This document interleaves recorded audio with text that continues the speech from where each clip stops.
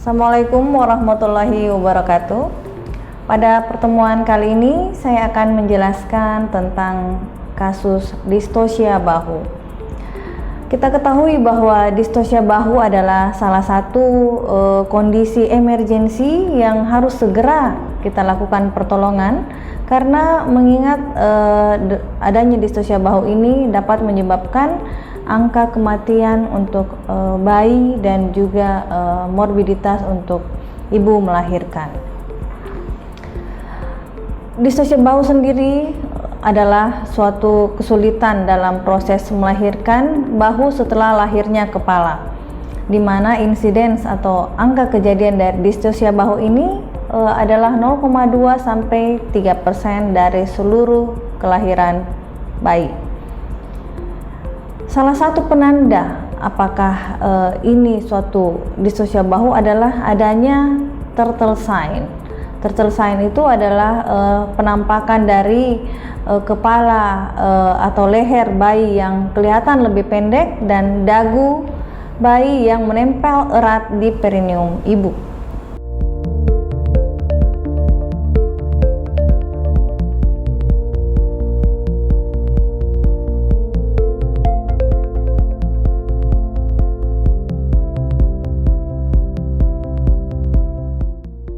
Adapun patofisiologi dari distosia bahu sendiri adalah adanya ketidaksesuaian ukuran dari bahu bayi dan maternal pelvic inlet yang biasanya disebabkan oleh makrosomia. Dalam hal ini berat bayi lebih dari 4.000 gram dan adanya bahu adik bayi yang lebih lebar. Faktor risiko distosia bahu. Faktor risiko distosia bahu ini bisa kita lihat sejak antenatal care.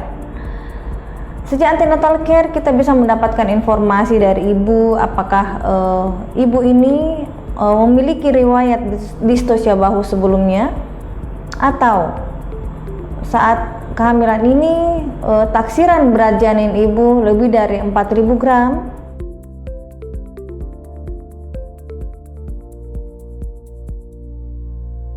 Nah, bagaimana cara kita bisa mencurigai apakah seorang wanita hamil ini beresiko melahirkan dengan distosia bahu?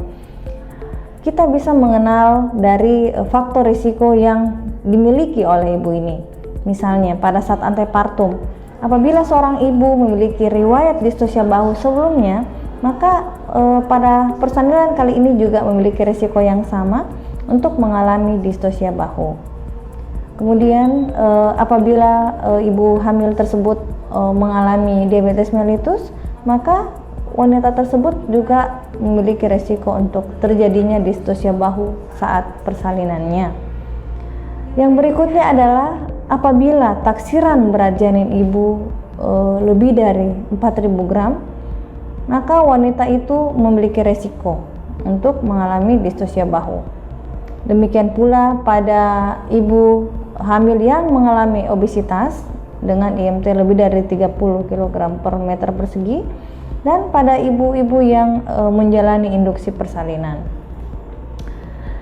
Namun ada pula faktor risiko yang bisa kita kenali saat intrapartum, misalnya pada fase laten atau kala 1 yang memanjang, atau pada kala 2 lama persalinan, atau pada persalinan dengan bantuan induksi persalinan dan yang dengan bantuan alat, misalnya pada persalinan yang dibantu dengan vakum ekstraksi maupun forceps. Tapi pada kenyataannya kasus distosia bahu yang terjadi banyak yang unpredictable, tidak dapat diprediksikan.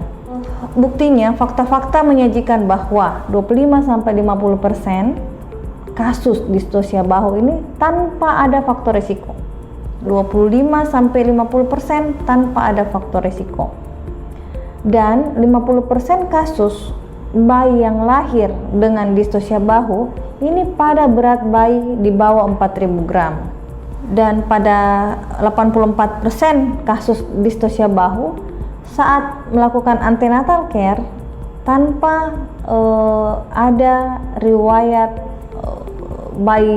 berat bayi lebih dari 4.000 gram dengan USG pada saat prenatal diagnosis.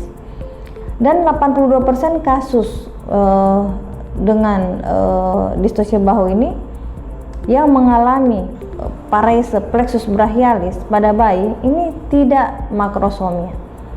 Dengan demikian, kita harus benar-benar mewaspadai kejadian distosia bahu walaupun tanpa faktor resiko.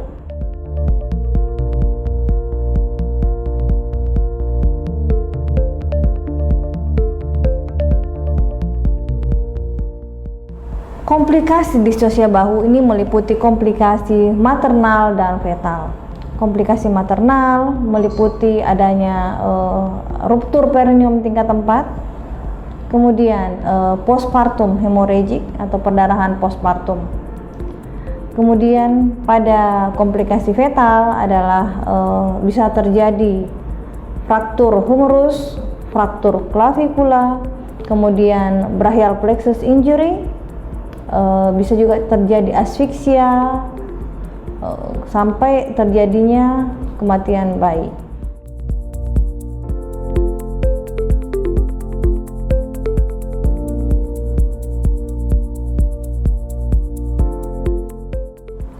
Pertolongan pada kasus distosia bahu ini memiliki tujuan bagaimana kita bisa segera menolong neonatus dalam 7 menit sebelum terjadi asfiksia neonatus.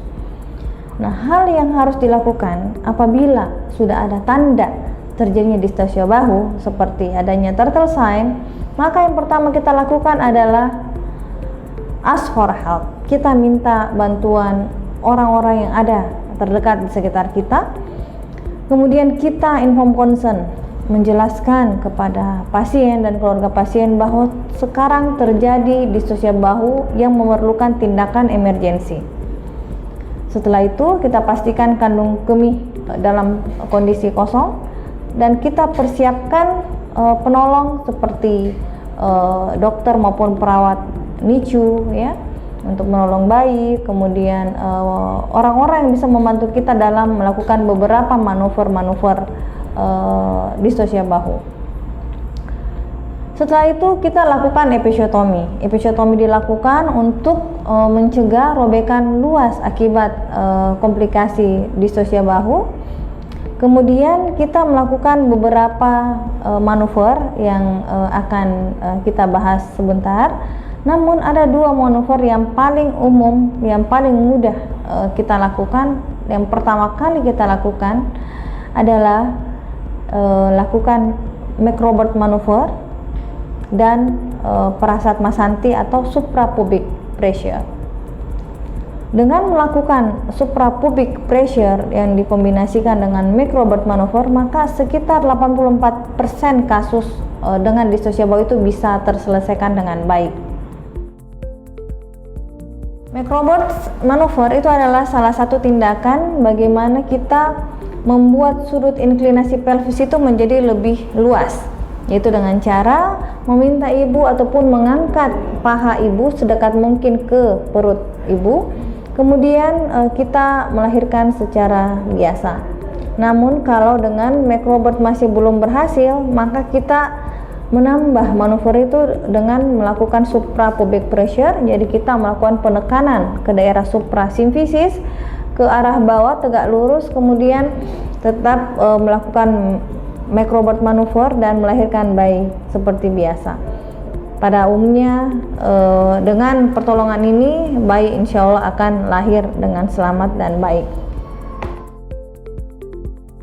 Untuk penata laksanaan selanjutnya, apabila belum berhasil melakukan pertolongan distosia bahu dengan manuver McRobert dan suprapubic pressure, maka kita bisa melangkah ke manuver selanjutnya, yaitu dengan melakukan rotational maneuver.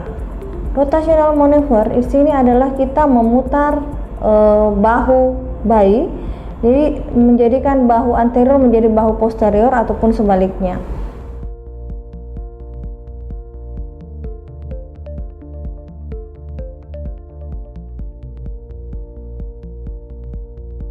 Apabila kasus distosia bahu belum berhasil dengan menggunakan rotation maneuver, maka kita masuk ke manuver berikutnya, yaitu dengan melahirkan bahu posterior bayi, yaitu remove the posterior arm, dengan cara kita memasukkan jari kita kemudian menarik lengan adik bayi sambil seperti gerakan menyapu wajah adik bayi. Setelah itu kita melahirkan seperti biasa.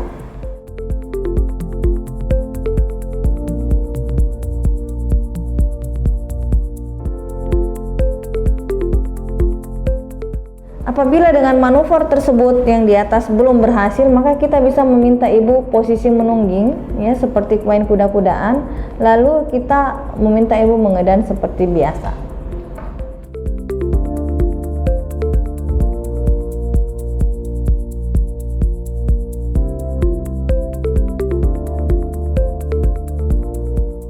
Apabila dengan seluruh metode tersebut kasus distosia bahu belum berhasil juga kita tolong, maka jalan terakhir adalah kita melakukan perasat atau manuver Savanelli, yaitu dengan cara mendorong kepala bayi kembali ke dalam rongga pelvis dan kita segera melakukan seksio cesarea emergency. Tentunya apabila di tempat kita tidak tersedia sarana untuk melakukan operasi, maka segera kita rujuk dengan melakukan inform concern kepada pasien dan keluarga pasien bahwa ini adalah emergensi dan banyak hal yang tidak diinginkan yang bisa saja terjadi.